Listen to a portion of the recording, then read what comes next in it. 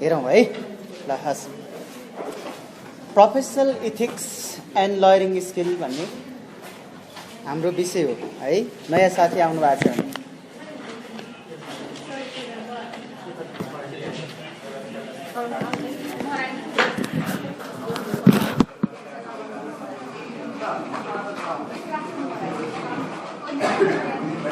Professional ethics and लयरिङ skill विषय है। यो कानुन व्यवसायको इतिहास के छ भने प्राचीन ग्रिक र रोम है, खास गरी रोमको एथेन्सबाट ओरेटर भन्ने ल्याङ्ग्वेजबाट विकास हुँदै आएको कानुन व्यवसायको इतिहास हामीले हेर्यौँ भने त्यो ओरेटरबाट विकास भएर आएको कानुन व्यवसायको इतिहास बेलायत हुँदै इन्डिया र नेपाल, भारत र नेपालसम्म आइपुग्दा हाम्रो नेपालको कानुन व्यवसायको इतिहास, नेपालको कानुन व्यवसायको इतिहासको बारेमा हिजो हामीले थोरै छलफल गर्यौँ। अब सुनौँ, कानुन व्यवसायको इतिहासलाई हेर्दा नेपालमा हाम्रो कानुन व्यवसायको इतिहासलाई 3 भागमा विभाजन गरेर हामी हेर्न सक्छौँ। पहिलो 1910 को मुलुक ऐन जारी भएसँगै सुरुवात भएको व्यावसायिक इतिहास, 1910 देखि 2007 सालसम्मको अवस्था र 2007 सालको 1 वर्ष पश्चात 2008 सालमा प्रधान न्यायालय ऐन जारी गरियो। त्यो प्रधान न्यायालय ऐन जारी भए पश्चात 2050 सालसम्मको अवस्था किन भन्छ भने 1910 देखि 2007, 7 देखि 50, 50 देखि अहिलेसम्मको अवस्था। किनभने भने 2050 सालमा कानुन व्यवसाय सम्बन्धी बार काउन्सिल रेगुलेट गर्ने सम्बन्धी कानुन व्यवसाय सम्बन्धी ऐन ल्यायो, बार काउन्सिल ऐन आयो 2050 र कानुन व्यवसाय सम्बन्धी ऐन 2025 पहिला आएको थियो, त्यसपछि 50 मा आएको हुनाले हामीले यसरी 1910 देखि 7, 7 देखि 2050, 50 देखि अहिलेसम्मको अवस्था भनेर क्याटेगोराइज गर्न सक्छौँ। अब कानुन व्यवसाय सम्बन्धी आचार संहिता के छ भने 2051 छ। यो आचार संहिता 51 मा हिजो हामीले भनेका थियौँ क देखि प सम्मको आचार संहिता उल्लङ्घन गर्यो भने के हुन्छ? नसिहत दिइन्छ। फ र ब को आचार संहिता उल्लङ्घन गर्यो, मुद्दामा दलाली गर्यो भने के हुन्छ? निश्चित समयको लागि कानुन व्यवसाय गर्नबाट रोक लगाइन्छ र भदेखि वो सम्मका सम्पूर्ण गम्भीर खालका फौजदारी अपराध गर्यो भने त्यस्तोलाई के गर्छ भने लाइसेन्सै खारेज गर्छ। लाइसेन्स खारेज गरेको इतिहास पनि छ। अहिलेसम्म 15-16 जनाको लाइसेन्स खारेज भइसकेको अवस्था छ नेपालमा है। अब यो लाइसेन्स खारेज गर्ने अधिकार के छ भने नेपाल बार काउन्सिलमा अनुशासन समिति भन्ने गठन हुन्छ। त्यो अनुशासन समितिको अध्यक्ष को हुन्छ भने महाधिवक्ता हुन्छ। महाधिवक्ताको संयोजकत्वमा अनुशासन समिति गठन हुन्छ। तिनले प्रमाण बुझ्ने, साक्षी प्रमाण बुझ्ने अनि त्यसपछि आवश्यक प्रमाणको मूल्याङ्कन गरिसकेपछि यी 3 किसिमको कारबाही गर्न सक्छ। सो कारबाहीमा चित्त बुझेन भने चित्त नबुझेको पक्ष सर्वोच्च अदालतमा जान सक्छ। त्यो हदम्याद कति छ भने 35 दिनको हदम्याद छ। हामीले हिजो यहाँसम्म हेरेका थियौँ र ड्राफ्टिङको पार्ट भनेका थियौँ। ड्राफ्टिङको पार्ट 2टा छ भनेको थियो, एउटा लेजिस्लेटिभ ड्राफ्टिङ, अर्को court oriented drafting. Court oriented drafting भनेको अदालतमा काम लाग्ने डकुमेन्टहरू, फिराद पत्र, प्रत्युत्तर पत्र, बहस नोट हो, त्यसपछि करारको डकुमेन्ट, यी सबै कोर्ट ओरिएन्टेड डकुमेन्ट हो। लेजिस्लेटिभ ड्राफ्टिङ भनेको विधायिकाको ऐन कानुनको ड्राफ्टिङ एक, अर्को संविधानको ड्राफ्टिङ है। यी 2टा ड्राफ्टिङ हुन्छ। यसरी यी ड्राफ्टिङमा चाहिने न्यूनतम मूल्य र मान्यताहरू हामीले भनेका थियौँ। समानताको सिद्धान्त, पारदर्शिताको सिद्धान्त, इक्वालिटीको सिद्धान्त, doctrine of equality, doctrine of transparency, doctrine of consistency, doctrine of predictability हो, इक्वालिटीको सिद्धान्त, निश्चितताको सिद्धान्त, समानताको सिद्धान्त र 3टा कुरा हामीले भनेका थियौँ। 3टा कुरा कन्स्टिट्युसनल लिमिटेसन, संवैधानिक सर्वोच्चतालाई हेर्नुपर्छ। दोस्रो नम्बरमा हामीले limitation of principal of law and justice, विश्वभरि नै विकास भएका कानुन न्यायको सिद्धान्तको लिमिटेसनलाई हेर्नुपर्छ 2, र तेस्रो आत्मा परिसीमाको नियम भन्छ, सेल्फ रेस्ट्रेन्ट भनेको रिजनको आधारमा कानुन बनाउनु पर्छ र विधायिकाले त्यो ड्राफ्टिङ गर्दा यी 3टा कुरालाई ध्यान दिनुपर्छ भनेर हामीले भनेका थियौँ। हिजो यति पढ्यौँ। अब आजको पार्टमा हाम्रो एउटा एडभोकेसी स्किल र अर्को PIL भन्ने छ, पब्लिक इन्ट्रेस्ट लिटिगेसन भन्ने छ है। एडभोकेसी स्किल र पब्लिक इन्ट्रेस्ट लिटिगेसनको पार्ट आज हामी हेर्छौँ। अब यसमा एडभोकेसी स्किल के हो सुन्नुहोस् है। यो बिल गेट एडभोकेसी स्किलमा के छ भने बिल गेटले एउटा भन्छ कम्युनिकेसन पनि एडभोकेसीको एउटा स्किल हो है, त्यो कम्युनिकेसन स्किल भन्छ। एडभोकेसीको स्किलमा 3 किसिमको स्किल हुनुपर्छ भन्छ कानुन व्यवसायलाई। एउटा कम्युनिकेसन स्किल है, अर्को म्यानेजरियल स्किल, अर्को चाहिँ आर्गुमेन्ट स्किल। आर्गुमेन्ट भनेको बहस गर्ने कला। एडभोकेसी स्किल भनेको नम्बर 1 आर्गुमेन्ट स्किल, बहस गर्ने कला। अर्को दोस्रो नम्बरमा स्किल अफ एडभोकेसीमा एउटा आर्गुमेन्ट स्किल, अर्को चाहिँ कम्युनिकेसन स्किल, अर्को तेस्रो नम्बरमा भनेको चाहिँ म्यानेजरियल स्किल भनेको ल फर्म म्यानेज गर्ने स्किल भन्छ। अब यो एडभोकेसी स्किलमा एडभोकेट भन्ने शब्द ल्याटिन टर्मको 8+ भोइसबाट डेभलप भयो। 8+ भोइस है, 8+ भोइसबाट आएको ल्याटिन टर्मको। यो 8+ भोइसको अर्थ के हुन्छ भने 8+ भोइस भनेको टुवार्ड्स दी भोइस हो। टुवार्ड्स दी भोइस भनेको बोलिदिने काम गर्ने हो। टुवार्ड्स दी भोइस भनेको एडभोकेसी भने हो। 8+ भोइस भनेको आवाजहरूको बुलन्द गरिदिने काम गर्ने भने हो। त्यो भनेको अरूको तर्फबाट प्रतिनिधित्व गरिदिने भन्ने हो एडभोकेसी भनेको। अब यो एडभोकेसी संसारभरि नै हेर्यो भने 2 किसिमको एडभोकेसी छ। एउटा सेल्फ एडभोकेसी, अर्को एडभोकेसी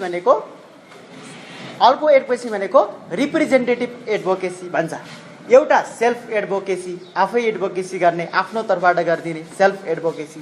अर्को चाहिँ रिप्रेजेन्टेटिभ एडभोकेसी भन्छ। त्यो रिप्रेजेन्टेटिभ एडभोकेसी भनेको प्रतिनिधित्वमूलक बहस भन्छ। एउटा सेल्फ एडभोकेसी, अर्को रिप्रेजेन्टेटिभ एडभोकेसी भनेर 2 किसिमको एडभोकेसी छ। अब यो एडभोकेसी स्किलमा हामीले हेर्नुपर्ने 3टा कुरा छ। एडभोकेसी स्किलमा प्रत्येक दिन कानुन व्यवसायले बहस गर्न जाँदा गर्ने तयारीको कुरा भनेको एडभोकेसी स्किल हो है। त्यो एडभोकेसी स्किलमा before the court, during the court, after the court है। एडभोकेसी स्किल 3 किसिमको हुन्छ। एउटा बिफोर द कोर्ट, अर्को ड्युरिङ द कोर्ट, अर्को आफ्टर द कोर्ट। 3 किसिमको एडभोकेसी हुन्छ। बिफोर द कोर्ट भनेको अदालतमा जानुभन्दा अगाडिको तयारी गर्ने, बिफोर द कोर्ट। अर्को ड्युरिङ द कोर्ट भनेको अदालतभित्र बहस गर्दाखेरि मुद्दाको सम्पूर्ण तयारी गर्ने, बहसको लागि तयारी हुने, ड्युरिङ द कोर्ट। अर्को after the court. After the court भनेको बहस गरिसकेपछि विपक्षीको लयरसँग ठुस्स परेर निस्किने होइन कि हात मिलाएर सौहार्दपूर्ण वातावरणमा निस्किने, त्यो चाहिँ आफ्टर द एडभोकेसी भन्छ। त्यो before the court, during the court, after the court भनेर 3 किसिमको एडभोकेसी हुन्छ। यसरी एडभोकेसीको आर्ट अफ एडभोकेसी भनेको 3 किसिमको हुन्छ। Before the court, during the court, after the court. अब यहाँ सुन्नुहोस् है।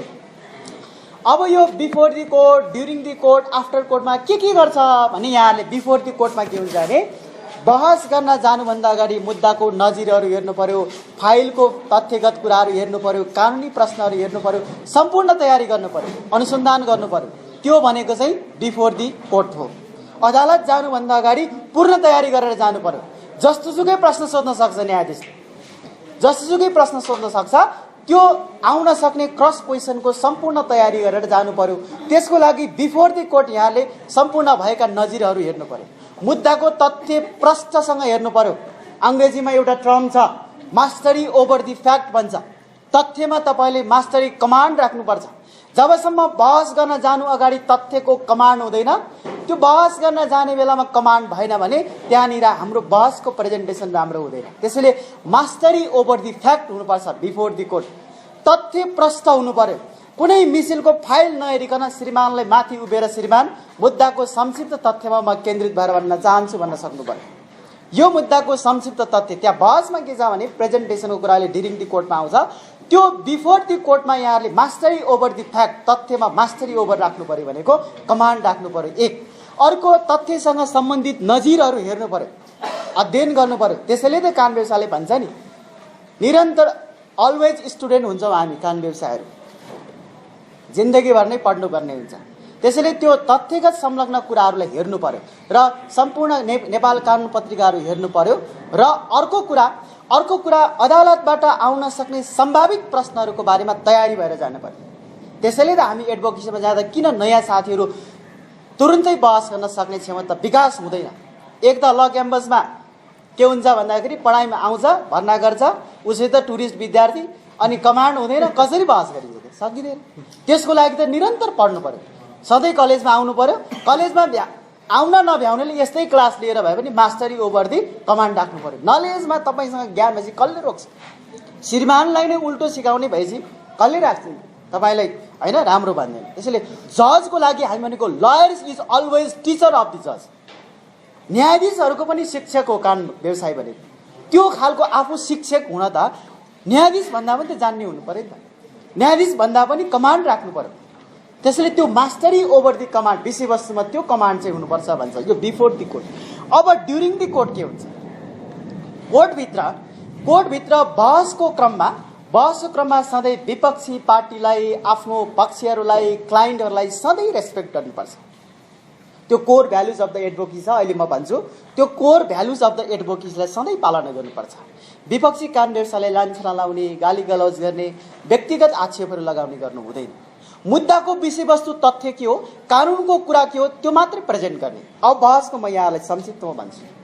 बहसमा के छ भने सधैँले के भन्छ भने, अस्ति एकजना साथीले के भने, तुरुन्त बहस गर्न आइदिनु पर्यो भने कि तुरुन्त बहस गर्न आउनु पर्यो। म क्लासमा छु BLLB, अनि कसरी बहस गर्न सक्छु, फाइलै छैन। अहिले भन्नुभयो तपाईँ मात्र यस्तो मान्छे, मैले आफ्नो कुरा गरेँ होइन, यस्तो मान्छे वा धेरै अगाडिदेखि बहस गरिराख्नु भएको हो, यस्तो मान्छे तपाईँले अन द स्पोट बहस गर्नुहुन्छ भन्नुभयो कि अन द स्पोट बहस गर्ने त्यो कला तपाईँमा हुनुपर्छ कि।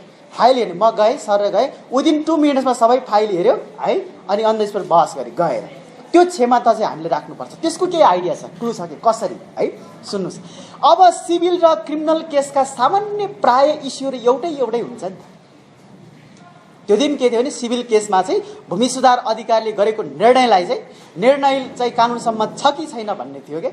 अनि त्यहाँ गएर भूमि सुधार अधिकारीको विषयमा अर्कै मुद्दामा पहिला बहस गरिसक्यो, 4-5वटा मुद्दामा कमान्ड भइहाल्यो, के गर्ने नगर्ने सबै थाहा हुन्छ होइन। अनि त्यसपछि गएर बहस गर्यो, अन द स्पोट बहस। त्यसको केही आधारहरू छ, जस्तै मुद्दाको संक्षिप्त तथ्य। त्यो संक्षिप्त तथ्य हजुर फी त दिइहाल्नुहुन्छ नि, फी नदिने कुरै छैन होइन, फी वकिलले नै दिन्छ। अहिले मलाई क्लाइन्टलाई भेट गर्नु परेन, वकिलले नै लिएर आउँछ। यस्तो हुन्छ अलिक पछि चाहिँ है, वकिलले लियो होइन। त्यो त उहाँले कति लिनुभयो, उहाँको गर्वको कुरा भयो। हामीले आफ्नो फी लिने हो है, यस्तो छ। त्यो चाहिँ के हो भने मुद्दाको संक्षिप्त तथ्य, मुद्दाको तथ्यगत प्रश्न, कानुनी प्रश्न। सुन्नुहोस् है, नम्बर 1 मुद्दाको संक्षिप्त तथ्य, मुद्दाको तथ्यगत प्रश्न बुझ्नुपर्छ। त्यहाँनिर आफैले निकाल्ने बनाउने तथ्यगत प्रश्न, कानुनी प्रश्न र हुनुपर्ने के हो होइन, यति मात्रै कुरा बुझ्यो हुन्छ कि बहसमा के गर्नुपर्ने हो कि होइन त्यही आउँछ नि। अनि त्यसरी यी 4वटा कुरालाई हेरेर प्रेजेन्टेसन गर्ने हो कि कोर्टमा। न्यायाधीशलाई भन्छ नि कि कन्भिन्स गर्ने कि चाहिँ मानिसलाई कन्फ्युज गर्ने भन्छ नि होइन। त्यसैले हामीले बढीभन्दा बढी कन्भिन्स गर्नेतिर लाग्नुपर्छ। त्यसैले संक्षिप्त तथ्य, मुद्दाको तथ्यगत प्रश्न र कानुनी प्रश्नलाई प्रश्नसँग बुझिसकेपछि त्यहाँ कुनै समस्या हुँदैन। विदिन 2 मिनट्समै बहस सुरु भइहाल्छ। त्यसपछि अब बोल्ने बानी कसले सक्छ र बहस सुरु गर्छ, भट्टाभट सुरु भइहाल्छ है। यस्तो छ है। यो चाहिँ ड्युरिङ दि कोर्ट हो। ड्युरिङ दि कोर्टमा चाहिँ विपक्षी पार्टीलाई पनि रेस्पेक्ट गर्नु पर्यो भन्ने छ। र अब आफ्टर दि कोर्ट के हो भने, कोर्टमा आफ्टर दि कोर्ट गरिसकेपछि यहाँले सबै कहिलेकाहीँ भन्छ क्लाइन्टलाई के लाग्न सक्छ भने, विपक्षीमा अघि पक्ष र विपक्षीबाट बहस गर्यो, अनि चिया खाँदा पनि क्लाइन्टले के लाग्छ नि, मेरो पछि उदासँग मिल्दैछ भन्छ। त्यो साइकोलोजिकल कुरा पनि बुझ्नुपर्छ फेरि है। तर अधिकांश कानुन व्यवसायमा चाहिँ के प्र्याक्टिस छ भने, माथि इजलासमा जे जति बहस गरे पनि, जे जतिसुकै मुद्दाको इस्युमा बोले पनि बाहिर गएपछि सँगै चिया खाने प्रचलन छ होइन। त्यो चाहिँ कहिलेकाहीँ क्लाइन्टको सेन्टिमेन्टहरू, उसको त्यो एजुकेसनल लेभल, उसको बुझाइको लेभल कति छ त्यो हेरेर, साइकोलोजी हेरेर मात्रै त्यस्तो खालको व्यवहार गर्नुपर्छ भन्ने त्यो चाहिँ आफ्टर दि कोर्टको कुरा हो। अब मलाई भन्न दिनुहोस् कि एडभोकेसी स्किलका केही कोर भ्यालुजहरू छ। एडभोकेसी बहस कलाको केही कोर भ्यालु छ। नम्बर 1 बहस कलाको कोर भ्यालु भनेको इन्टेग्रिटी हुनुपर्छ, इमान्दार हुनुपर्छ। सबै बहसमा सबै इमान्दार हुनुपर्छ, इन्टेग्रिटी। अर्को ओपननेस हुनुपर्छ, खुलापन, केही राख्नै हुँदैन। कि रेपको मुद्दा आयो भनेर लजाएर बसेर भयो त? खुलापन हुनुपर्छ, ओपननेस होइन। मान्छेको मर्डरको केस आयो भनेर थाहा छ, तपाईँलाई थाहा हुन्छ हत्या गरेको भन्ने थाहा हुन्छ, तर जसरी पनि क्लाइन्टलाई जोगाउनु छ होइन, त्यो ओपननेस हुनुपर्छ, खुल्ला हुनुपर्छ। मेरो पक्षले गरेकै छैन भन्नु पर्यो नि त। डक्ट्रिन अफ एलिबी छ श्रीमान भन्न सक्नु पर्यो नि त। एलिबी भनेको अन्यत्र भएको, त्यो घटना भएको दिन अन्यत्र पो गएको थियो कि, हस्पिटलाइज पो भएको थियो कि, धेरै हुन सक्छ नि, हस्पिटलको मेडिकल रिपोर्ट ल्याउन सक्छ नि, त्यस्तो खालको के ओपननेस हुनुपर्छ। अर्को इन्टेग्रिटी हुनुपर्छ भन्ने छ। अर्को कोर भ्यालुमा चाहिँ के छ भने always lawyer should be responsible हुनुपर्छ भन्छ। रेस्पोन्सिबिलिटी, त्यो रेस्पोन्सिबिलिटी केही पार्टहरू छ यो भित्र। अब कोर भ्यालुजमा रेस्पोन्सिबिलिटी पर्छ भने के हो रेस्पोन्सिबिलिटी भने रेस्पोन्सिबिलिटी टुवार्ड्स द क्लाइन्ट प्रति responsibility, responsibility towards the court अदालत प्रति responsibility, responsibility towards the society समाज प्रति रेस्पोन्सिबल हुने, रेस्पोन्सिबिलिटी टुवार्ड्स द स्टेट राज्य प्रतिको रेस्पोन्सिबिलिटी, र lawyer always responsible towards the opposition party भन्छ। विपक्षी पार्टीसँग रेस्पोन्सिबल हुनुपर्छ। त्यसैले रेस्पोन्सिबिलिटी ओपननेस इन्टेग्रिटी क्लियरिटी हो, ट्रान्सपेरेन्सी भन्छ, प्रिन्सिपल अफ ट्रान्सपेरेन्सी। यो चाहिँ core values of the advocacy हो। यसरी विभिन्न स्किलहरू छ। अब यो एडभोकेसीको स्किल यसरी चलिराखेको छ भने अब मलाई भन्न दिनुहोस् कि कम्युनिकेसन स्किल के हो एडभोकेसी भित्र है। अब कम्युनिकेसन स्किल छ एउटा, बिल गेटले गजबको कुरा गरेको छ। कम्युनिकेसन स्किल कस्तो हुन्छ? बिल गेटले के भन्छ भने हामीले जति सुनेका छौं जो 1/3 सुनिन्छ त्यो बुझिदैन। सुन्नुस् है, बिल स्कटले भनेको कुरा। बिल स्कट भन्ने मान्छे छ, उनले कम्युनिकेसनको अवधारणा सिद्धान्त प्रतिपादन गर्यो। त्यो कम्युनिकेसनको सिद्धान्तमा बिल स्कटले के भन्छ भने जो 1/3 सुनिन्छ बुझिदैन। नम्बर 1 सुन्नुस् है, 1/3 सुनिन्छ तर बुझिदैन। मैले यहाँ पढाइराखेको कुरा पनि त्यही हो, यहाँहरुमा लागू हुन्छ, हामी सबैमा लागू हुन्छ। 1/3 जो सुनिन्छ बुझिदैन 100%। त्यो 1/3 जो सुनिन्छ बुझिदैन। 1/3 जो हामीले 1/3 जो बुझिन्छ त्यो ग्रहण गरिदैन। 1/3 जो बुझिन्छ बाँकी 1/3 जति बुझिन्छ त्यो ग्रहण गरिदैन। बाँकी अर्को 1/3 जो बोलिन्छ 1/3 त्यो सुनिदैन। यस्तो छ बिल स्कटले भन्छ। कम्युनिकेसन स्किल भनेको त्यति गाह्रो विषय हो। बोलेको 1/3 बुझिदैन, 1/3 बुझिन्छ ग्रहण गरिँदैन, 1/3 मा बोलिन्छ यहाँले सुनिदैन। बिल स्कटले त्यसो भने कम्युनिकेसन स्किलमा त्यस्तो छ। अनि भनेपछि त हामीले केही नबुझ्दो रहेछ, बुझेको पनि हामी ग्रहणै गर्दैनौँ, ग्रहण गर्दै गरिँदैन। कम्युनिकेसन स्किलमा त्यस्तो भन्छ बिल स्कटले भनेको। अब उनले जे भने पनि कम्युनिकेसन स्किल भनेको के हो भने कम्युनिकेसन स्किलका केही निश्चित एलिमेन्टहरू छ, यसको निश्चित तत्त्वहरू छ जहाँ यसको रिजल्ट के 100% हामीले केही बुझ्दैनौँ, बुझिन्छ तर ग्रहण गरिँदैन। मैले भनेको यहाँले बुझिन्छ जबरजस्त ग्रहण गर्नुहुन्छ, ग्रहणै गरिँदैन। मैले भनेको यहाँले बुझिराख्नु भएको छ तर जबरजस्त ग्रहण गरिन्छ भन्ने बिल स्कटले भनेको। तर हामी सुन्छौँ बुझ्छौँ, नत्र कसरी पास हुन्छ त हैन? इक्जाममा त लेखिन्छ 3 घण्टा 1.5 घण्टा भए लेखिन्छ, बुझिन्छ। उनको भनाइ चाहिँ के हो भने 100% मा 1/3 जो सुनिन्छ त्यो बुझिदैन, 1/3 बुझिन्छ ग्रहण गरिँदैन, 1/3 बोलिन्छ सुन्दै सुनिँदैन।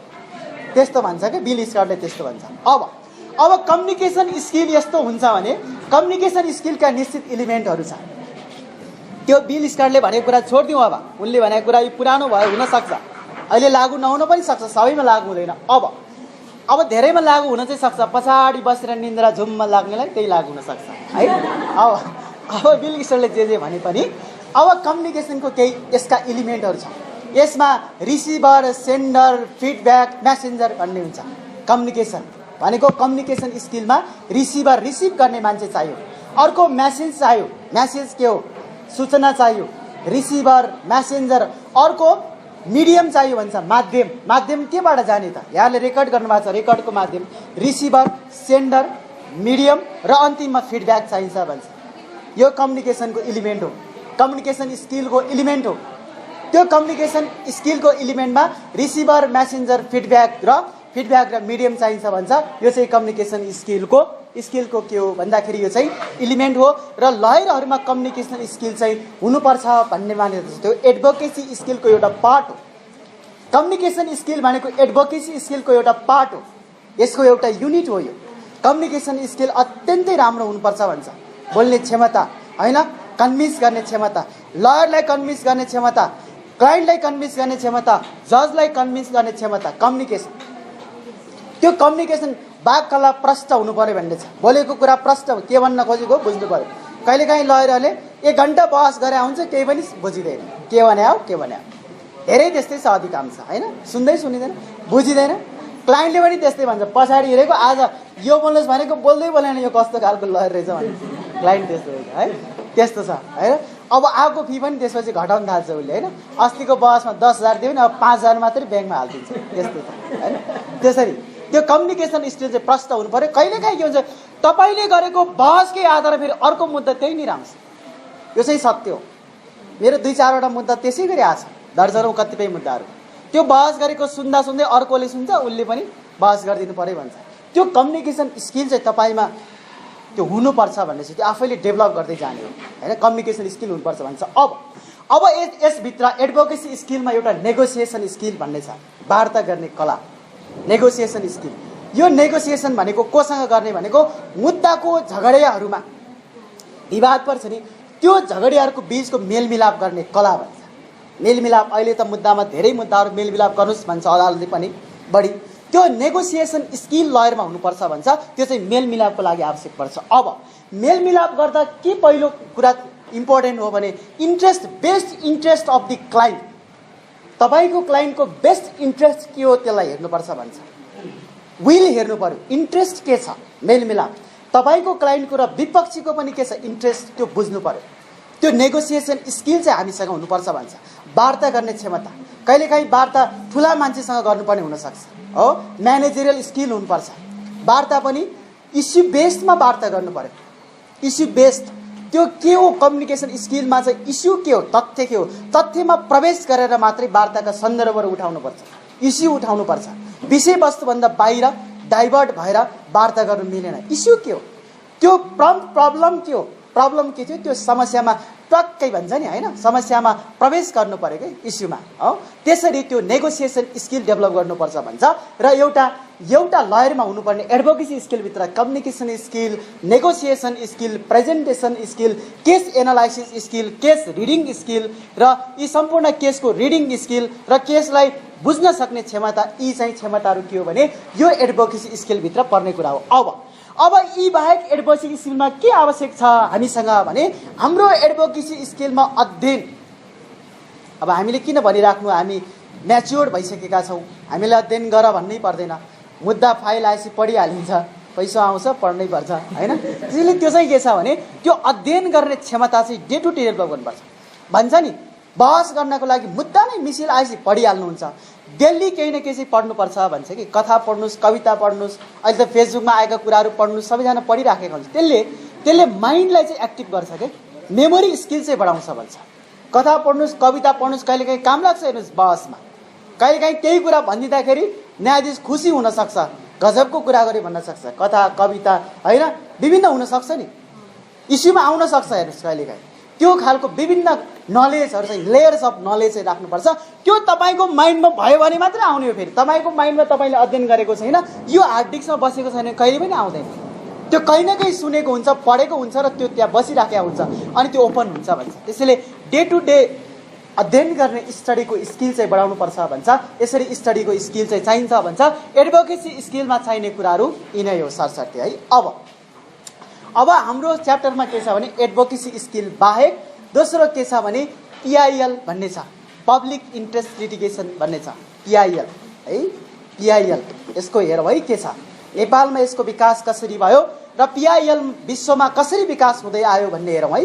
पब्लिक इन्ट्रेस्ट लिटिगेसन PIL, यो पब्लिक इन्ट्रेस्ट लिटिगेसन यसको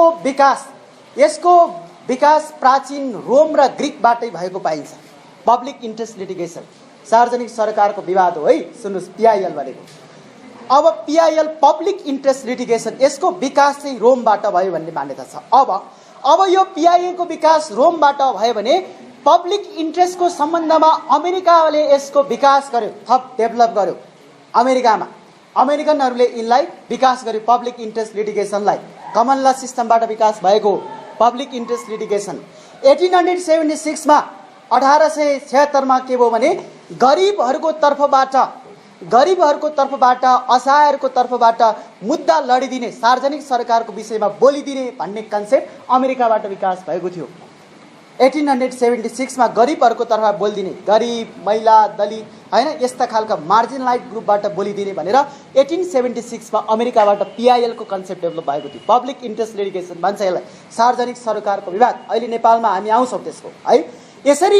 यसरी भएको पब्लिक इन्ट्रेस्ट लिटिगेसन, अमेरिकाबाट विकास भएको पब्लिक इन्ट्रेस्ट लिटिगेसन 1916 मा अमेरिकनहरूले के एउटा कन्सेप्ट डेभलप गर्यो भने सार्वजनिक सरोकार, अमेरिकनहरूको लागि सार्वजनिक सरकार कोष भन्ने खडा गर्यो। त्यहाँ public interest trust for the Americans भनेर अमेरिकन्सहरूको लागि सार्वजनिक सरकार कोषको खडा गर्यो। त्यो 1916 मा स्थापना भएको थियो है। पब्लिक इन्ट्रेस्ट ट्रस्ट भनेर सार्वजनिक सरोकारको लागि कोष भनेर एउटा कोष खडा गर्यो। त्यो कोष मार्फत चाहिँ सार्वजनिक सरकारको विवादमा अदालतमा मुद्दाहरू चल्दै गयो। त्यसपछि अमेरिकामा चाहिँ पब्लिक इन्ट्रेस्ट लिटिगेसनको सिस्टम विकास भएको इतिहास पाइन्छ। सार्वजनिक सरकार कोष भन्ने सार्वजनिक सरकारको लागि, अमेरिकन नागरिकको लागि सार्वजनिक सरकारको तर्फबाट मुद्दा लडिदिनको लागि एउटा कोष खडा गर्यो। त्यो 1960 मा डेभलप भएको थियो र खास 1916 मा है। अब 1930s को दशकपछि चाहिँ के देखिन्छ भने खास गरी अमेरिकामा सार्वजनिक सरकारको विवादहरूमा मुद्दा पर्दै गयो। अदालतले पनि विभिन्न मुद्दामा व्याख्या गर्दै गयो र 1950s को दशकपछि 1950 देखि अमेरिका हुँदै, भारत हुँदै, इन्डिया हुँदै नेपालमा यसको कन्सेप्टहरू डेभलप भएको हामी पाउँछौँ। अब यो पब्लिक इन्ट्रेस्ट लिटिगेसनको विवादमा इन्डियामा के छ सुनौ। 1950s को दशकपछि इन्डियामा डेभलप भयो पब्लिक इन्ट्रेस्ट लिटिगेसन। यहाँ सुन्नुहोस् है, एउटा गजबको केस छ। भारतमा 1976 मा 1960s मा भारतको अदालतले पब्लिक इन्ट्रेस्ट लिटिगेसनको मुद्दामा एउटा व्याख्या भयो। त्यो मुद्दा के थियो भने 1976 को 1976 को मुद्दा हो यो के छ भने रिक्सा चालकहरूको सम्बन्धमा मुद्दा परेको थियो है। भारतीय आजाद भन्ने एउटा मान्छे छ, त्यो आजाद सम्बन्धी आजाद रिक्सा चालकहरूको सङ्घ थियो एउटा भारतमा हो। रिक्सा चालकहरूको सङ्घ विरुद्ध, एसोसिएसन विरुद्ध युनियन अफ पन्जाबको मुद्दा पर्यो भारतीय अदालतमा। सुन्नुहोस् है, त्यो पब्लिक इन्ट्रेस्ट लिटिगेसन कसरी विकास भयो इन्डियामा। अघि हामीलाई वर्ल्डको विकास त त्यसरी भएको रहेछ, रोम, ग्रिसको एथेन्सबाट भएको, रोमबाट। अब अमेरिकनहरूले डेभलप गर्यो। भारतमा के भन्यो भने आजाद भन्ने एउटा व्यक्ति छ, आजाद एसोसिएसन रिक्सा चालक सङ्गठन विरुद्ध India Punjab union of the Punjab भनेर यसको विरुद्धमा भारतीय अदालतमा 1976 मा मुद्दा पर्यो। सुन्नुहोस् है, यो के थियो भने भारतले के भन्यो भने त्यो रिक्सा चालकहरू सम्बन्धी ऐन ल्यायो 1976 मा। त्यो ऐनमा के थियो भने पैसा नहुनेले रिक्सा चलाउन नपाइने र त्यो ऐनमा जोसँग पैसा छैन तिनीहरूले रिक्सा चलाउन नपाइने एक, र अर्को जोसँग रिक्सा चलाउनको लागि लाइसेन्स छैन त्यसले रिक्सा चलाउन नपाइने भन्ने कानुन ल्यायो इन्डियामा। त्यसपछि त्यो आजाद भन्ने व्यक्तिले आजादको तर्फबाट भारतीय अदालतमा मुद्दा पर्यो। त्यो पन्जाब स्टेटको विरुद्ध मुद्दा हाल्यो, यसरी कानुन बनाउन पाइन्छ भनेर मुद्दा हाल्यो। भारतको कोर्टले पहिलो पटक यसरी पब्लिक इन्ट्रेस्ट लिटिगेसनको मुद्दामा के गर्यो भने यो गरिबहरूको तर्फबाट कि जोसँग पैसा छैन उनले रिक्सा चलाउनै नपाइने, उनीहरूले आफ्नो सस्टेनको लागि, आफ्नो जीविकोपार्जनको लागि काम गर्न पाइन्छ। त्यसैले अदालतले के भन्यो भने राष्ट्रिय ब्याङ्कले यी रिक्सा चालकहरूलाई पैसा छैन भने ती गरिबहरूलाई ऋण उपलब्ध गराएर रिक्सा खरिद गरिदिनु पर्छ। त्यो जो रिक्सा चालकसँग पैसा छैन भन्यो ती गरिबहरूलाई चाहिँ राष्ट्रिय ब्याङ्कले ऋण दिनु उपलब्ध गराउनु भनेर राष्ट्रिय ब्याङ्कको नाममा भारतको अदालतले पन्जाब स्टेटको मुद्दामा परेको मुद्दामा भारतको अदालतले आदेश जारी गर्यो। यसरी सार्वजनिक सरकारको विकास यसरी भएको पाइन्छ इन्डियामा। त्यस पश्चात सार्वजनिक सरकारको विवादहरू धेरै मुद्दाहरू इन्डियन अदालतमा पर्यो। त्यसपछि पनि प्रभाव हाम्रो नेपालमा पनि परेको हामी पाउँछौँ। यसरी रिक्सा मजदुरहरूको तर्फबाट चलेको मुद्दा सार्वजनिक सरकारको विवाद इन्डियामा चलेको थियो। त्यो विवाद अहिले पनि नेपालमा पनि त्यसको प्रभाव पर्यो। अब सार्वजनिक सरकारको विवादमा हाम्रो नेपालको इतिहास के छ सुनौ है। हाम्रो नेपालको कानुनको इतिहास हामीले हेर्यौं भने हाम्रो नेपालको इतिहास पनि गजबको छ। सार्वजनिक सरकारको विवादमा सुनौ है के छ। यो सार्वजनिक सरकारको विवादमा हाम्रो नेपालको इतिहासमा 1910 को मूल्याङ्कन 1910 मूल्याङ्कन र प्रधान न्यायालय ऐन 2008 चाहिँ यो टर्निङ पोइन्ट हो। हाम्रो नेपालको PIL को मुद्दामा टर्निङ पोइन्ट हो। किनभने अहिले म भन्छु त्यहाँ के छ भने मुलुकी ऐनको 1910 मा कि सार्वजनिक सरकारको विषयमा हुन त यसलाई पछि मात्रै संशोधन गर्यो है। 1910 मा सार्वजनिक सरकारको विवादमा विषयमा के थियो भने कानुन व्यवसायीहरू राखेर चाहिँ मुद्दा लड्न पाउने भन्ने त्यो सार्वजनिक सरकारको विवाद थियो। तर त्यो मुलुकी ऐनले पनि कम्प्याक्ट सार्वजनिक सरकारको विषयमा कुनै व्यवस्था गरिएको पाइँदैन। जब प्रधान न्यायालय ऐन 2008 जारी गर्यो अनि हरिप्रसाद प्रधानले देवलाल उपाध्याय विरुद्ध एउटा मुद्दा छ। देवलाल उपाध्यायले मुद्दा हाल्यो।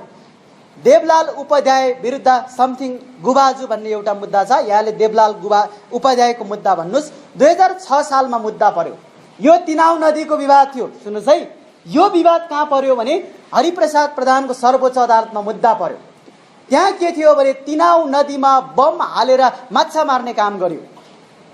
अनि त्यो देवलाल उपाध्याय भन्ने मान्छेले के गर्यो भने तिनाउ नदीमा बम खसालेर माछा मार्न पाइँदैन भनेर मुद्दा हाल्यो प्रधान न्यायालयमा 2008 सालमा। तिनाउ नदीको केस हो यो। अनि तिनाउ नदीमा बम खसालेर माछा मार्नु भनेको यो तिनाउ नदी सबैको सार्वजनिक सरकारको विषय हो। यहाँका भएका माछाहरूलाई संरक्षण गरिनुपर्छ। तिनाउ नदी सबैको सार्वजनिक सरकारको विषय भएको हुनाले कुनै पनि व्यक्तिलाई त्यहाँ गएर माछा मार्ने काम चाहिँ गैर कानुनी हो। यो सार्वजनिक सरकारको साझा विषयमा एउटा व्यक्ति विषयले तिनाउ नदीमा बम खसाल्ने काम गर्यो भने नदी प्रदूषण हुन्छ र त्यहाँका भएका माछाहरू पनि लोप हुँदै जाने भएकोले यसको संरक्षण गर्नु पर्यो भनेर उनले सर्वोच्च अदालतमा रिट दायर गर्यो त्यति बेलाको प्रधान न्यायालय। अनि अदालतले के भन्यो भने त्यहाँ के थियो भने अब यो तिनाउ नदीको विषयमा हकदैया लोकस स्ट्यान्डी कि देवलाल भन्ने मान्छेलाई छ कि छैन भन्नेमा गम्भीर विवाद पर्यो। त्यति बेला प्रधान न्यायालय 2008 मा प्रधान न्यायाधीश हरिप्रसाद प्रधानले के भन्यो भने तिनाउ नदी कि सबैको सार्वजनिक सरकारको विषय भएको हुनाले यस्तो खालको सार्वजनिक सरकारको विवादमा नेपालको जुनसुकै नागरिकलाई मुद्दा लिएर आउने अधिकार यस अदालतमा छ। त्यसैले सार्वजनिक सरकारको विवादमा मुद्दा चलाउन सक्छ। पब्लिक इन्ट्रेस्ट लिटिगेसनको विषय हो यो सार्वजनिक सरकारको विवाद हो। यस्तो विवादमा जुनसुकै नागरिकले पनि मुद्दा चलाउन सक्छ र त्यसमा यस्तो सार्वजनिक सरकारको विवाद कि तिनाउ नदीमा बम खसाल्ने काम चाहिँ यो सार्वजनिक सरकारको विषय भएको हुनाले नदीमा बम खसाल्दाखेरि नदी पनि प्रदूषण हुने र त्यहाँ माछा मार्ने काम गर्दाखेरि माछाहरूको लोप हुन सक्ने अवस्था भएको हुनाले यसको संरक्षणको लागि यो बम खसाल्ने काम चाहिँ गैर कानुनी हो। यस्तो कामलाई रोक्नुपर्छ भनेर अदालतले आदेश जारी गर्यो र तिनाउ नदीमा बम खसाल्न पाइँदैन र नदीको संरक्षण गर्नुपर्छ भनेर पहिलो पटक प्रधान न्यायालयले व्याख्या भएको थियो। हाम्रो पहिलो मुद्दा हो त्यो। यसरी इतिहास छ सार्वजनिक सरकारको विवादमा। अब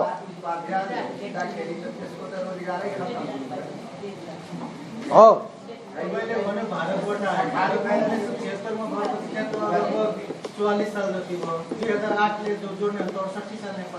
अडसठी साल भयो। नेपालमा त पछि आयो। हाम्रो त न्यायिक इतिहास नै ढिला भयो है। हाम्रो विकास त्यसरी भयो। प्रभाव त्यसरी हाम्रो विकास चाहिँ पछि भएको चाहिँ पाइन्छ है। 1976 को कुरा गरेको मैले है।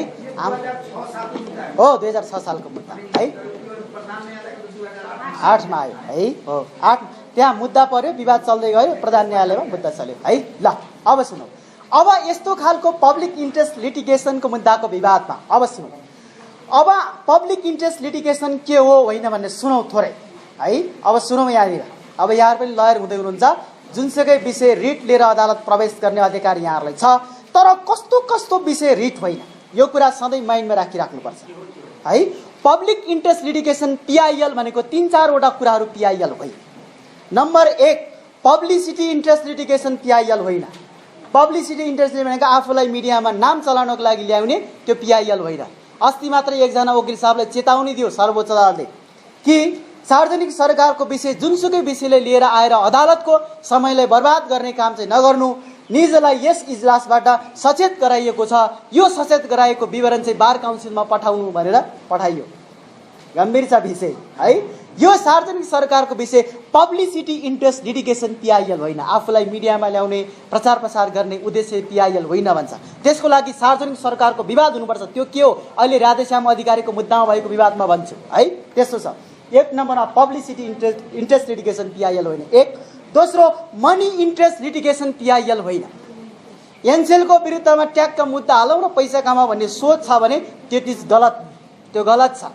त्यो मनी इन्ट्रेस्ट लिटिगेसन पिआइएल हारेर कसैबाट कुम्ल्याउने पत्रकारहरूले गर्छ नि। वकिलले त खासै गरेका छैन, सुनिँदैन, पत्रकारले समाचार लेख्ने बेला बापत पैसा लिन्छ नि। त्यो मनी इन्ट्रेस्ट लिटिगेसन पनि पिआइएल होइन भन्छ। पिआइएल हालेर अनि उताबाट दाउ हान्ने त्यो पनि पिआइएल होइन भन्छ। मनी इन्ट्रेस्ट लिटिगेसन पिआइएल होइन। दुई। अर्को, प्राइभेट इन्ट्रेस्ट लिटिगेसन पिआइएल होइन। इन्डिभिजुअल इन्ट्रेस्ट लिटिगेसन, व्यक्ति विशेषको सरोकारको विषय पिआइएल हुन सक्दैन। यदि सरकारले चाहिँ यो अगाडि ढलको व्यवस्था अगाडि बढाउन खोज्यो, त्यसको लागि थोरै जग्गा पुगिन तपाईको जग्गा मिचेर कम्पेन्सेसन दिएर गर्नु पर्यो भने त्यस विरुद्ध तपाईले इन्डिभिजुअल इन्ट्रेस्टको कुरा भयो। त्यो ढल व्यवस्थापन गर्ने भनेको सार्वजनिक सरकारको विषय हो। त्यसैले त्यसमा कम्पेन्सेसन पाएपछि यहाँले रिट लिएर जान पाइँदैन। त्यो तपाईले कम्पेन्सेसन पाइसकेपछि त्यो पिआइएलको विषय हुन सक्दैन भन्न खोजेको प्राइभेट इन्ट्रेस्ट लिटिगेसन। अब त्यो प्राइभेट इन्ट्रेस्ट लिटिगेसन पनि पिआइएल होइन। अब अर्को एउटा के छ भने कि पिआइएल हुनको लागि के छ भने इन्डिभिजुअल इन्ट्रेस्ट लिटिगेसन के व्यक्ति विशेषको सरकारको झैझगडाको विषय, त्यो इन्डिभिजुअल इन्ट्रेस्ट लिटिगेसन भनेको प्राइभेट जस्तै छ। त्यो private interest individual interest litigation है, त्यो चाहिँ के हो भने पिआइएलको विषय हुन सक्दैन भन्छ। अब पब्लिक इन्ट्रेस्ट लिटिगेसन हुनको लागि के चाहिन्छ भन्नेमा नेपालको अदालतले पहिलो पटक प्रश्नसँग राधेश्याम अधिकारी विरुद्ध नेपाल सरकार भएको मुद्दामा पहिलो पटक व्याख्या गरेको थियो। पब्लिक इन्ट्रेस्ट लिटिगेसनको विषयमा सार्वजनिक सरकारको विवाद भनेको डेफिनेटली कुनै महिला, दलित, अपाङ्ग, कुनै स्वास्थ्य, सार्वजनिक सरकारको स्वास्थ्य, शिक्षा, ल्याङ्ग्वेज, रिलिजन, धर्म, संस्कृति, संस्कारको जगेर्नाको लागि सार्वजनिक सरकारको विवादमा रिट लिएर जान सक्छ। रिट भनेको दुईटा आधारमा रिट सर्वोच्च अदालतमा प्रवेश हामीले गर्न सक्छौँ अदालतहरूमा। त्यो रिट भनेको एउटा संविधानमा प्रदत्त भएको फन्डामेन्टल राइटको गम्भीर उल्लङ्घन भएको हुनुपर्छ, अर्को कानुनी हकको उल्लङ्घन भएको हुनुपर्छ। त्यस्तो अवस्थामा मात्रै रिट लाग्न सक्छ। एउटा फन्डामेन्टल राइटको हनन भएको हुनु पर्यो, अर्को कानुनी हकको हनन भएको हुनु पर्यो। त्यस्तो अवस्थामा रिट लाग्छ। अब सुनौ, यसरी रिट लिएर जाँदाखेरि प्रत्येक नागरिकलाई यो अधिकार छ कि छैन भन्नेमा अहिले विवाद छ। हिजो पनि मैले भनेको थिएँ कि रिट लिएर जाने अधिकार फन्डामेन्टल राइटको र कानुनको अधिकारको भाइलेसन भयो भने त्यो नागरिकलाई छ। त्यो अधिकार चाहिँ कसलाई छैन भने त्यो रिट लिएर जाने अधिकार नेपाल सरकारलाई छैन। फन्डामेन्टल राइट भनेको नेपाल सरकारलाई होइन। केही अधिकारहरू चाहिँ हुन सक्छ, गोपनीयताको अधिकार, सूचनाको हकको कुराहरू प्रयोग गर्न सक्छ सरकारले, तर फन्डामेन्टल राइटहरू एब इनिसियो त्यो नागरिकको लागि व्यवस्था गरेको अधिकार हो। त्यो फन्डामेन्टल राइट भाइलेसन भयो भनेर रिट लिएर जाने अधिकार नेपाल सरकारलाई हुँदैन। अब प्रत्येक सिटिजनलाई त्यो राइट छ। अब यसको कहिले व्याख्या भयो भने मुलुकी ऐन 1910 पछि 2020 मुलुकी ऐन आयो। 2020लाई 2043 सालमा संशोधन गर्यो। त्यो संशोधन गरिसकेपछि त्यति बेला के थियो भने मुलुकी ऐनको अदालती बन्दोबस्त अबमको 10 नम्बरमा संशोधन गरेर प्रत्येक नागरिकले कानुनी हकको उल्लङ्घन भएको आधारमा पनि रिट लिएर जान सक्ने भनेर मुलुकी ऐन 2020 को संशोधन गर्यो 2043 सालमा। त्यो 43 सालमा संशोधन गरेर अदालती बन्दोबस्तको 10 नम्बरमा, अहिले त मुलुकी ऐन छैन, यहाँलाई त्यो पुरानो हुन सक्छ, नयाँ इन्फर्मेसनको लागि मात्रै, त्यो अबम 10 नम्बरमा के थियो भने कानुनी हकको हनन भएको खण्डमा जुनसुकै नागरिकले अदालतमा गएर रिट लिएर जान सक्छ भन्ने व्यवस्था गर्यो। त्यसपछि सिटिजनलाई हक दैयाको व्यवस्था गर्यो। ऐनमा नै प्रश्नसँग हक दैयाको व्यवस्था गर्यो। त्यो हक दैया भनेको जुनसुकै नागरिकलाई रिट लिएर अथवा कानुनको हकको उल्लङ्घन भयो भने रिट लिएर जान सक्ने भन्ने अधिकारको व्यवस्था गर्यो 43 सालमा संशोधन। अब हाम्रो अदालतले राधेश्याम अधिकारी विरुद्ध नेपाल सरकार भएको मुद्दामा 2048 नेपाल कानुन पत्रिका 2048 पृष्ठ 810 निर्णय नम्बर निर्णय नम्बर 4430 है सुन्नुस्, राधेश्याम अधिकारी विरुद्ध नेपाल सरकार भएको मुद्दामा नेपाल कानुन पत्रिका 2048 पृष्ठ 810 यसको निर्णय नम्बर 4430। यसमा के भयो भने पब्लिक इन्ट्रेस्ट लिटिगेसन हुनको लागि दुईटा कुरा अनिवार्य हुनुपर्छ भन्छ। त्यो भनेको के हो भने पिआइएल हुनको लागि दुईटा कुरा अनिवार्य हुनुपर्छ भन्छ। त्यो भनेको के हो भने पिआइएल हुनको लागि दुईटा कुरा भनेको एउटा सब्स्टेन्शियल इन्ट्रेस्ट, सार्वजनिक सरकार है सब्स्टेन्शियल इन्ट्रेस्ट हुनुपर्छ, अर्को मिनिङफुल रिलेसन हुनुपर्छ, यहाँको तात्विक सम्बन्ध हुनुपर्छ। मिनिङफुल रिलेसन भनेको तात्विक सम्बन्ध हुनुपर्छ एउटा मिनिङफुल रिलेसन, अर्को सब्स्टेन्शियल इन्ट्रेस्ट तपाईँ सबैको सरोकारको विषय हुनुपर्छ भन्छ। सब्स्टेन्शियल इन्ट्रेस्ट र मिनिङफुल रिलेसन हुनुपर्छ। त्यस्तो विवादहरू मात्रै सार्वजनिक सरकारको विवाद हो, अन्यथा व्यक्ति विशेषको कुनै विवादहरू सार्वजनिक विवादको विषय होइन। र कुनै पनि विषय विवाद सार्वजनिक सरकार हुनको लागि त्यो मिनिङफुल रिलेसन सारभूत रूपमा त्यसको तात्विक सम्बन्ध मिनिङफुल रिलेसन र सब्स्टेन्शियल इन्ट्रेस्ट हुनुपर्छ भनेर व्याख्या भयो। यसै गरेर निरन्तर रूपमा नेपाल कानुन पत्र 2060 सालमा अहिलेको हाम्रो बारको महासचिव लीलामणि पौडेल विरुद्ध नेपाल सरकार भएको एउटा मुद्दा छ। अहिलेको हाम्रो महासचिव जो हुनुहुन्छ उहाँले रिट दायर गर्नुभएको थियो। त्यो मुद्दामा के भन्यो भने नागरिकको फन्डामेन्टल राइटलाई कुण्ठित गरी कानुन बनाउने अधिकार विधायिकालाई पनि छैन। त्यस्तो खालको विधायिकाले यदि कानुन बनायो भने त्यो फन्डामेन्टल राइट हनन हुने गरी कसैले कानुन बनायो भने त्यसलाई भाइट गरिदिने अधिकार चाहिँ भाइट गर्नको लागि रिट लिएर आउन सक्छ भनेर भन्यो है। अब मेरो पनि सकियो।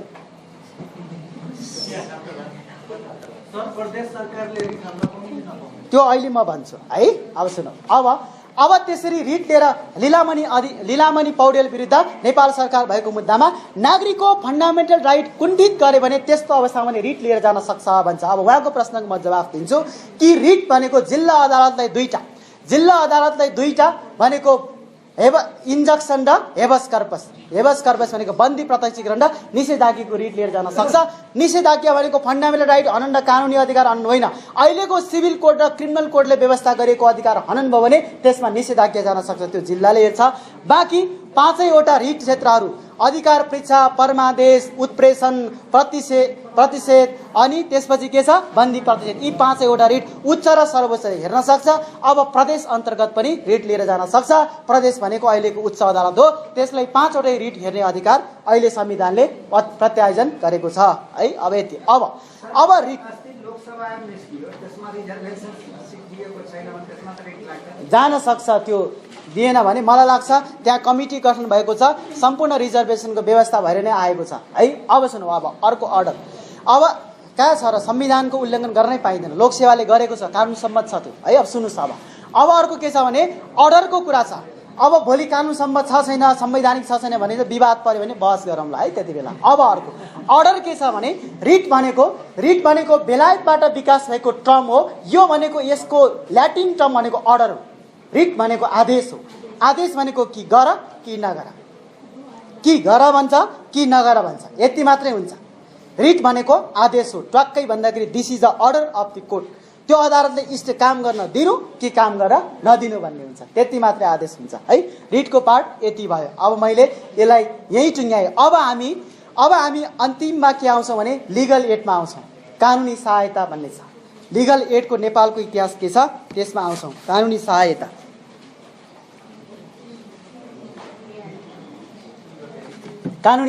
लिगल एड सुनौ है। लिगल एड भन्ने आउन सक्छ है, लङ क्वेसनमै लिगल एडको के छ प्रावधान यो सुनौ।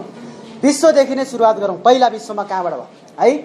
यो लिगल एडको सुरुवात, लिगल एडको खास गरी कानुनी सहायता दिने परम्परा कहाँबाट सुरुवात भएको पाइन्छ भने खास गरी अमेरिकनहरूले लिगल एडको कन्सेप्टलाई डेभलप गर्यो। अहिले पनि एसिया फाउन्डेसन विभिन्न लिगल एडको कार्यक्रमहरू सुरुवात गरेको छ। यो अमेरिकाबाट विकास भएको हो, कानुनी सहायता प्रदान गर्ने। यसको अझ माथि हामीले विकासमा हेर्यौँ भने म्याग्ना कार्टा बेलायतमा 1215 जारी भएको म्याग्ना कार्टाबाट लिगल एडको अवधारणा सुरु भयो। कानुनी सहायता प्रदान गर्ने म्याग्ना कार्टाबाट यसको सुरुवात भएको पाइन्छ विश्वको इतिहास। त्यसपछि लिगल एडको अवधारणा पछि अमेरिकनहरूले 1930 पश्चात 1930 पश्चात लिगल एडको अवधारणालाई मूर्त रूपमा अगाडि बढायो। त्यो लिगल एड 1930s को दशकबाट अमेरिकामा विकास भएको पाइन्छ। लिगल एड भनेको के हो भने कानुनी सहायता भनेको दलित, अपाङ्ग, महिला, बालबालिका, अनप्रिभिलेज ग्रुप, डिसप्रिभिलेज ग्रुप यिनीहरूको तर्फबाट अदालतमा सहयोग गर्दै निशुल्क कानुनी परामर्श र सेवा दिने भनेको लिगल एड हो। त्यो कानुनी सहायता दुईटै तरिकाबाट दिइन्छ। एउटा अदालतबाट कानुनी सहायता, हाम्रो नेपालमा वैधानिक कानुन व्यवसाय छ। अर्को कानुनी सहायता भने विभिन्न एनजिओ, आइएनजिओ र कानुन व्यवसायहरूले पनि निशुल्क कानुनी सहायता दिन सक्छ। हामी कानुन व्यवसायलाई पनि कानुनी निशुल्क कानुनी सहायता दिनुपर्छ भनेर हाम्रो रेस्पोन्सिबिलिटी भित्र पर्छ। त्यो युएनले जारी गरेको 1990 को the role of the lawyers भनेर त्यहाँ 1990 मा लिगल एडको व्यवस्था गरेको छ। त्यो लिगल एडले के भन्छ भने 1990 ले कि कानुन व्यवसायले पनि निशुल्क रूपमा कानुनी सेवा प्रदान गर्नुपर्छ भनेर अवधारणा विकास गर्यो। त्यो हाम्रो लयर्सहरूको यो युनियन इन्टरनेसनल कन्फरेन्स भएको थियो। त्यो 1990 मा भएको अगस्त 27 देखि डिसेम्बर 7 सम्म भएको यो सम्मेलनले लयरहरूको रेस्पोन्सिबिलिटी पनि के छ भने लिगल एड दिनुपर्छ भनेर त्यो हाम्रो रेस्पोन्सिबिलिटी भित्र पर्छ। कानुनी सहायता निशुल्क, कहिलेकाहीँ अपाङ्ग, गरिब, दलित, महिला हैन वृद्ध आयो भने हामीले निशुल्क कानुनी सहायता दिनुपर्छ भन्ने छ र तर यद्यपि यो अब्लिगेटरी कम्पलसरी पार्ट चाहिँ होइन। यहाँहरूलाई दया माया लाग्छ भने दिनु पर्यो, अन्यथा दिनै पर्छ भन्ने पनि छैन। अहिले लिगल एडको धेरै हामीसँग विकास भइसकेको छ। त्यसको अहिले हाम्रो नेपालको के छ कानुन प्रावधानमा हामी आउँछौँ। यसरी लिगल एड भनेको विभिन्न दलित, महिला, जनजाति हैन इन डिसप्रिभिलेज ग्रुपहरूलाई दिने अवधारणा हो। अब सुनौ, यसको इन्टरनेसनल केही कानुनी प्रावधानहरू छ लिगल एड सम्बन्धी। Charter of the European human rights भन्ने छ, charter of European human rights. अर्को charter of American human rights हो, charter of American human rights र charter of European human rights भन्ने छ। यसले लिगल एडको अवधारणा सुरुवात गर्यो मानव अधिकारको संरक्षणको लागि। युरोपियनहरूको एउटा प्रचलन के छ भने लिगल एड इज पुअर्स ल भन्छ। पुअर्स भनेको गरिबहरूको कानुन हो यो भन्छ। पुअर्सको लागि प्रदान गरिने कानुन हो भन्छ। युरोपियनहरूमा अहिले त्यो कन्सेप्ट छ।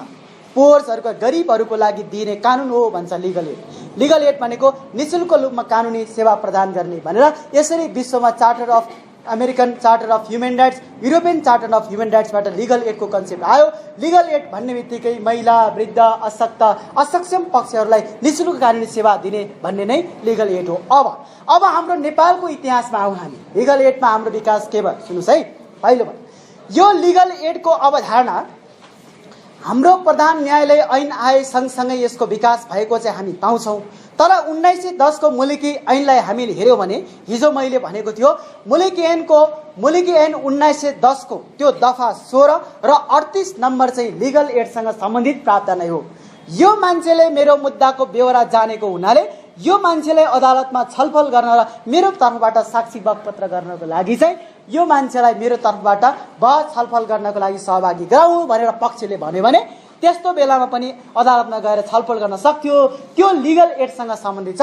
त्यो मुलुकी ऐन 1910 को दफा 16 र 38 नम्बरमा के छ भने 38 नम्बरमा कुनै अड्डा कौशल अदालतमा बहस गर्न जाँदा हात हतियार लिएर कोही आएको छ भने हात हतियारलाई बाहिर राख्नु, त्यो हात हतियारलाई बाहिर राखेर भित्र प्रवेश गर्नु, इजलासमा प्रवेश गर्न दिनु भन्ने त्यहाँ व्यवस्था थियो। त्यसरी कोर्टको डेकोरम पनि त्यति बेला व्यवस्था थियो र कानुनी सहायता सम्बन्धी यसरी हाम्रो लिगल इतिहास विकास भएको हामी पाउँछौँ। अब के भने सर्वोच्च अदालत नियमावली 2013, त्यो सर्वोच्च अदालत ऐन 2013 आयो। त्यो सर्वोच्च अदालत ऐन र नियमावली 2013 ले 2015 सालमा संशोधन गरेर अदालतहरूमा वैधानिक वकिल भनेर वैधानिक कानुन व्यवसाय राख्ने सुरुवात गर्यो। वैधानिक कानुन व्यवसाय अहिले पनि छ है। योभन्दा 4-5 वर्ष अगाडि 93 जना वैधानिक वकिल भन्थ्यो, अहिले धेरैजना वैधानिक वकिलको कोटाहरू बढिराखेको छ। वैधानिक वकिल भनेको चाहिँ के हो भने सरकारले नै अधिकृत सरको तलब सेवा सुविधा दिन्छ अनि यहाँले त्यहाँ गएर सरकारकै तर्फबाट कानुनी सहायता विभिन्न जोसँग निशुल्क पैसा छैन, गरिब, अपाङ्ग, महिलाहरूको तर्फ, दलितहरूको, गरिबहरूको तर्फबाट मुद्दा लडिदिन सक्छ। त्यो व्यवस्था कहिले भयो नेपालमा? 2015 सालबाट व्यवस्था भयो। 2015 सालमा सर्वोच्च अदालत नियमावली संशोधन गर्यो। त्यसपछि वैधानिक वकिल भन्ने कानुन व्यवसाय व्यवस्था गर्यो। त्यो वैधानिक वकिलले चाहिँ अहिलेसम्म त्यो वैधानिक वकिलको कानुन व्यवसायको प्र्याक्टिस छ।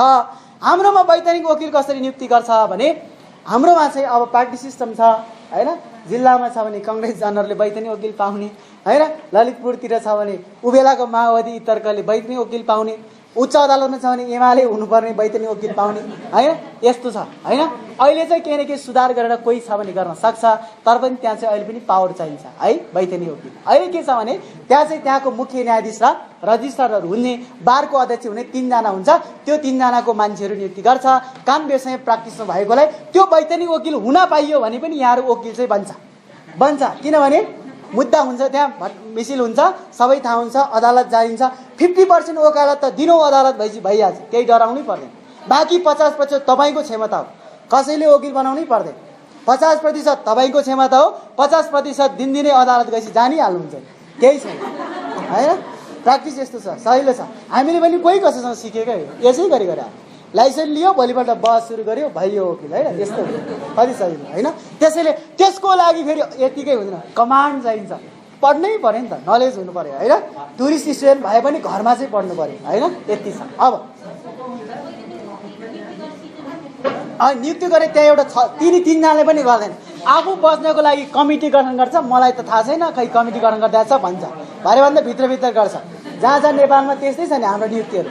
अरूलाई सिफारिस समिति बनाइदिने, मैले गरे भन्दा हुन्छ भन्ने, मैले गराएको थिइनँ सिफारिसबाट त्यसरी भएर आयो, गर्नै पाइदिनँ भन्छ, अनि आफ्नै मान्छे राखिदिन्छ। त्यो चाहिँ आफू बचाउन गरेको त्यस्तो छ। परीक्षा केही हुँदैन, इन्टरभ्यू हुन्छ, यसरी हुन्छ है। यहाँ पनि भइहाल्नुहुन्छ, कोही न कोही पर्नुहुन्छ है, यस्तो छ। वैतनिक वकिलको यस्तो छ।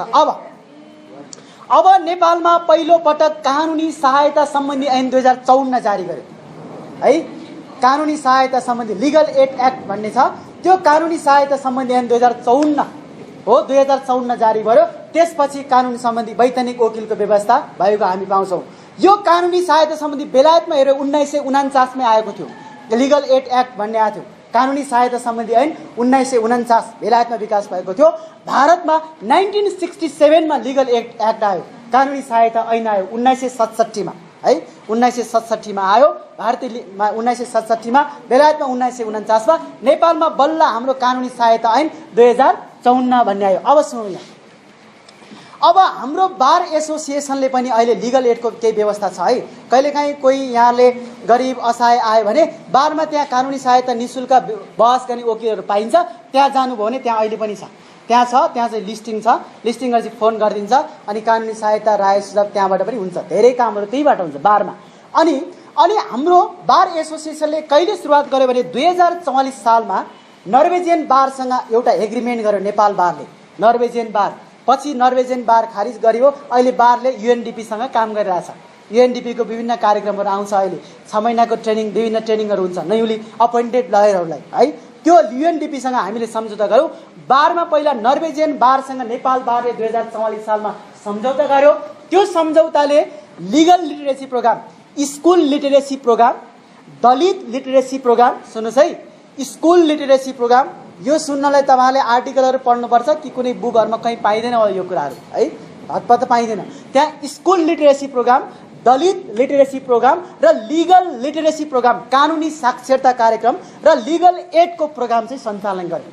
नर्वेजियन बारसँग सञ्चालन गर्यो र नेपाल बारभित्र लिगल एडको एउटा कानुनी सहायताको विङ बनायो। त्यसपछि अनि त्यो वुमन लयर्स विङ भन्ने पनि बनायो, महिलाहरूको कानुनी सञ्जाल भन्ने बनायो। अहिले पनि छ, महिला कानुन व्यवसायहरूको विभिन्न कमिटीहरू छ, त्यसले विभिन्न खालका लिगल एडहरू अहिले पनि दिइराखेको अवस्था छ। हामीले अहिले पनि यसरी कानुनी सेवाहरू गरिब असहाय महिला दलितहरू होइन, दिन दुखीहरू, पिछडिएको क्षेत्रका व्यक्तिहरूलाई अहिले पनि लिगल एडको अवधारणा चाहिँ छ। त्यो नेपाल बारले अहिले पनि सञ्चालन गरिराखेको छ। त त्यो लिगल एडको कन्सेप्टमा चाहिँ यसरी लिगल लिटरेसी प्रोग्रामबाट नर्वेजियन बारसँग सम्झौता गरेर हामीले सुरुवात गरेका थियौँ। हाम्रो 2044 सालबाट यसरी लिगल एडको कार्यक्रमहरू सुरुवात भएको पाइन्छ र लिगल एड भन्नु नै गरिब दिनदुखीहरूलाई सहयोग गर्ने, निःशुल्क कानुनी सेवा प्रदान गर्ने भन्ने नै लिगल एडको अवधारणा हो। यसलाई मैले यति राखेँ। हाम्रो नेपालमा यस्तो प्र्याक्टिस छ। अब यहाँको कोर्समा एक्जामिनेसन अफ विटनेस भन्ने छ, साक्षी परीक्षण भन्ने छ। सुन्नुहोस् है, यो एक्जामिनेसन अफ विटनेस थोरै सुनौँ। यो साक्षी परीक्षण के हो भने बहस कला, ओरेटर। बहस भनेको के हो भने यहाँले नबुझ्नु होला, बहस भनेको ब्ल्याक ल डिक्सनरीलाई हेऱ्यो भने this is a प्लिडिङ in front of the court अथवा बिफोर द कोर्ट भन्ने भन्छ। शङ्कर कुमार श्रेष्ठ सरले पनि के भने डाक्टर सरले के लेख्नु भएको छ भने the art of advocacy, art of म पनि फेसबुकमा आउने भयो। आर्ट अफ एडभोकेसी भनेको है, यो आर्ट अफ एडभोकेसी भनेको के छ भने सुन्नुहोस् है, यो आर्ट अफ एडभोकेसी भनेको शङ्कर कुमार श्रेष्ठको डिक्सनरीमा के लेख्छ भने एडभोकेसी भनेको बोलिदिने काम हो, भाग कला गर्ने काम हो। उसले के भन्छ भने it is a प्लिडिङ before the court भन्छ, अदालत अगाडि गएर बहस गर्ने भन्छ। अनि ब्ल्याकलर डिक्सनरीमा पनि it is art of advocacy प्लिडिङ before the court भन्ने छ, अदालतको अगाडि गएर प्रेजेन्टेसन गर्ने भन्छ, त्यो एडभोकेसी। तर त्यो चाहिँ न्यारो सेन्स हो। ब्रोड सेन्समा एडभोकेसी भने यहाँले आन्सरमा त्यही लेख्ने हो, एडभोकेसी कलामा एडभोकेसीमा न्यारो सेन्समा अदालतमा गएर बहस गरेर एडभोकेसी भन्छ। तर विस्तृत अर्थमा अदालतमा आउने विभिन्न ड्राफ्टिङ गर्ने, कोर्ट ओरिएन्टेड दस्तावेजहरू गर्ने बनाउने हो, विभिन्न मिसिलहरू तयार गर्ने, फिराद पत्र तयार गर्ने, बहस नोट तयार गर्ने, यी सबै बहस कला हो। अर्को साक्षी परीक्षण गर्ने, यो पनि बहस कला हो। अनि अदालतसँग सम्बन्धित जति पनि काम कारबाही गरिन्छ, मुद्दाको कार्यान्वयनमा सहभागी हुने, पक्षहरूको बयान लिने, बकपत्रमा सहभागी हुने, साक्षी परीक्षण गर्ने, मुद्दाको काउन्सिलिङ गर्ने, यी सबै बहस कलामा पर्छ। यसको ब्रोड मिनिङ यति हो। न्यारो सेन्समा अदालतमा गएर बहस गर्ने, बोलिदिने हो। ब्रोड सेन्समा नै अदालतसँग सम्बन्धित जति पनि काम गरिन्छ त्यो सबै एडभोकेसी, आर्ट अफ एडभोकेसी हो भन्छ। यति राख्यो। अब त्यहाँ तपाईँहरूको कोर्समा एक्जामिनेसन अफ विटनेस भन्छ, साक्षी परीक्षण है। साक्षी परीक्षणमा तीनटा कुरा पर्छ। एउटा चिफ एक्जामिनेसन सोधपुछ, अर्को रि एक्जामिनेसन पुनः सोधपुछ, अर्को क्रस एक्जामिनेसन है। यसरी छ। अब यसको लिगल प्रोभिजन के छ सुन्नुहोस्। अब लिगल प्रोभिजन प्रमाण ऐन 2031 को दफा 38 देखि 53 सम्मका सम्पूर्ण प्रावधान साक्षी परीक्षणसँग सम्बन्धित छ है। प्रमाण ऐन 2031 को दफा 38 भोलि पर्सि अदालतमा गएपछि साक्षी परीक्षण गर्नु पर्यो भनेर भन्यो भने त्यो प्रमाण ऐन पल्टाउने। प्रमाण ऐनको दफा 38 देखि 31 सम्मका 53 सम्मका प्रावधान है। 38 देखि 53 सम्मका प्रावधान सम्पूर्ण साक्षी परीक्षणसँग सम्बन्धित छ। एक अर्को हाम्रो सिभिल कोड र क्रिमिनल कोडमा कहाँ छ यो लेख्नुहोस् है। साक्षी परीक्षणको दफा कहाँ छ? अहिलेको सिभिल कोडको परिच्छेद 16 को दफा 179 देखि 189, दफा 179 देखि 189 सम्म 179 to 189 सम्म सम्पूर्ण साक्षी परीक्षणका प्रावधान छ सिभिल कोडमा। सिभिल कोडको परिच्छेद 16 को 179 to 189 है। लोकसेवा पढ्ने बेला काम लाग्न सक्छ, स्वच्छ साक्षी परीक्षण सर्ट नोट्समा हैन, त्यो चाहिँ त्यहाँ लेख्ने टक्क है। 179 to 189 सिभिल कोडको देवानी संहिताको परिच्छेद 16 को 179 to 189 सजिलो छ। 179 189 देखि 189 सम्म त्यो साक्षी परीक्षण छ सिभिल कोडमा। अब क्रिमिनल कोडमा साक्षी परीक्षण कहाँ छ भने हाम्रो क्रिमिनल कोडको परिच्छेद 11 क्रिमिनल कोडको परिच्छेद 11 दफा 99 देखि 115 सम्मका सम्पूर्ण प्रावधान साक्षी परीक्षणसँग सम्बन्धित छ अहिलेको क्रिमिनल कोडमा है। दफा 99 देखि त्यहाँ प्रमाण परीक्षणदेखि साक्षी परीक्षणको कुरा छ। दफा 99 देखि 115 सम्मका सम्पूर्ण प्रावधानहरू चाहिँ के हो भने क्रिमिनल कोडको यसरी प्रावधान साक्षी परीक्षणसँग सम्बन्धित छ। अब साक्षी परीक्षणका केही आधारभूत नियमहरू छ। यसको फर्म्याट हुन्छ अदालतमा, त्यो फर्म्याट हुन्छ रि एक्जामिनेसन पुनः सोधपुछ भनेको त्यो एउटा फर्म्याट हुन्छ। तपाईको केही भन्न छ भन्छ, केही छैन भन्छ। माथिको सोधपुछ र क्रस एक्जामिनेसनमा टेक्निकल पार्ट छ।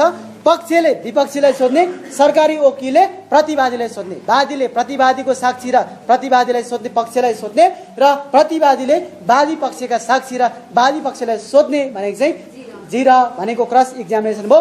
यो सबै साक्षी परीक्षणसँग सम्बन्धित विषयवस्तु हो। प्रोफेसनल इथिक्स र लयर स्किलमा यहाँले पढ्नुपर्ने विषय पनि यति हो। यहाँलाई थ्याङ्क यू है, सुनिदिनु भएकोमा धन्यवाद। अल दि बेस्ट है।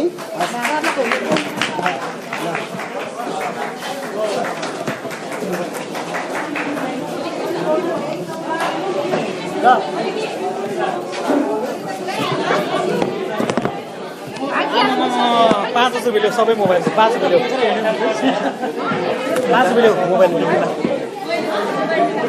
मोबाइल बिक्रीमा 100 रुपियाँ लाने। 100 रुपियाँ मोबाइल 100 रुपियाँ मोबाइल बिक्रीमा।